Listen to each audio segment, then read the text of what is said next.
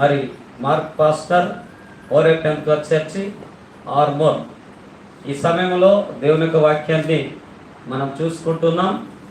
మరి దేవుని యొక్క వాక్యాన్ని గమనించి మనం ముందుకు వెళ్ళే వారుగా ఉంటున్నామని దేవుని యొక్క వాక్యాలు తెలియజేస్తున్నాయి.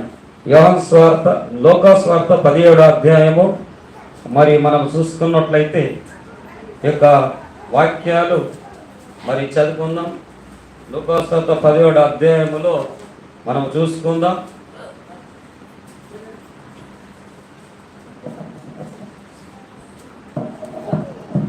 అధ్యాయం తీయండి మీరందరూ.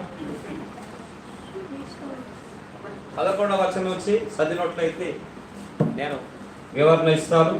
11వ వచనం త్వర చదవండి.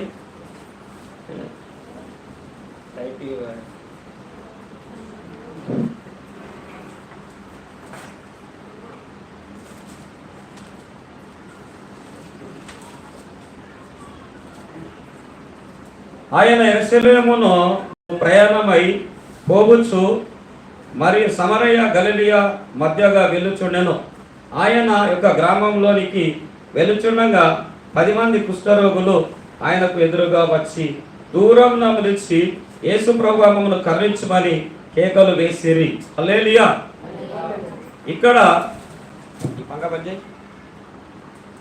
దేవుని యొక్క వాక్యాన్ని మనం చూసుకుంటున్నాం. ఇక్కడ యేసు ప్రభువును చూస్తున్నాం.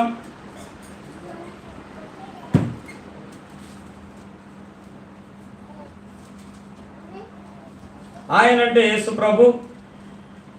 ఆ యేసు ప్రభు ఈ భూమి మీద మానవుడిగా ఉన్నప్పుడు మరి 2022 దాదాపు 24 సంవత్సరాల క్రితం యేసుక్రీస్తు ప్రభు వారు భూమి మీద ఉన్నప్పుడు మరి అనేకమైన బోధలు చేసిండు.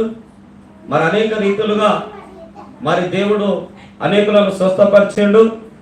మరి అనేకుల తానికి మరి యేసు ప్రభు స్వయంగా వెళ్ళినట్లు మనం చూస్తూ ఉంటున్నాం.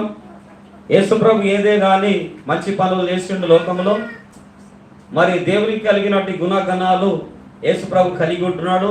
యేసు ప్రభు దయా, కనికరము, ప్రేమ, వాత్సల్యతలు కలిగి ఉంటున్నాడు.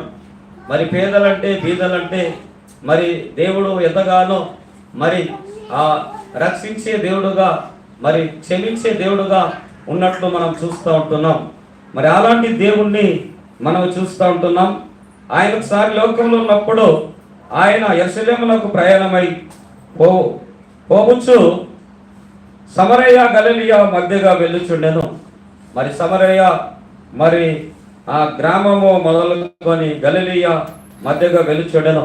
ఆయన యొక్క గ్రామంలోనికి వెళ్ళుచుండగా 10 మంది కుష్ఠరోగులు ఆయనకు ఎదురుగా వచ్చి మరి 10 మంది కుష్ఠరోగులు మరి తనకు ఎదురు వచ్చి ఉంటున్నారు.